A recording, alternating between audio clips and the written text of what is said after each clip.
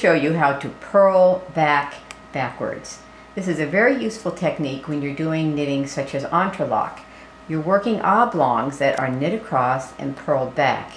It's so few stitches, it's not worth turning your work around every other row. So I'll finish this knit row and then we will purl back backwards. I'm slipping the first stitch, so I'm inserting it as if to purl backwards. Now here is a way to knit back backwards. Put your needle into the loop, take your yarn, wrap it around, then go over the loop, just as if you were knitting. I'll just do it a few times. You can get a look. Insert it, wrap, pull through.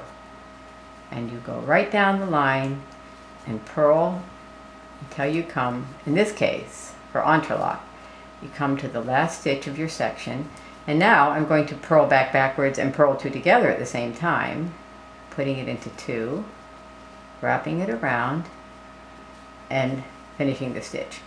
You might ask, well, how would I do it if I held the yarn in the other hand? I'll show you, although personally I think it's so awkward, it's worth learning how to hold the yarn in your left hand. Again, I'll start my slip stitch. I'll start it with my familiar hand, my left hand. But it would still be the same. You would insert your needle, but if your yarn is in this hand, you would still wrap it around. Ooh, you know what? Let me check that. Wrap it around. Okay, wrap it around. It's so awkward. It's not worth doing, in my opinion. However, if that's the hand you're dedicated to, you can learn to use it. Wrap it around.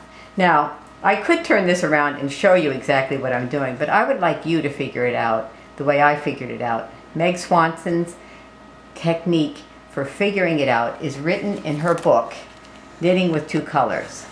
I would like you to read what she says, study it, and not only will you learn how to purl back backwards, you can figure out how to knit back backwards. In Chapter 4, Miscellaneous, Meg describes how to knit back backwards. Read her text and understand how to figure it out. Instead of following me blindly, understand what you're doing.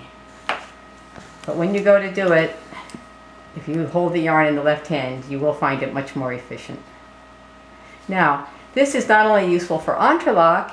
If you're knitting the heels of a sock and you go back and forth for the heel flap, you will find it useful.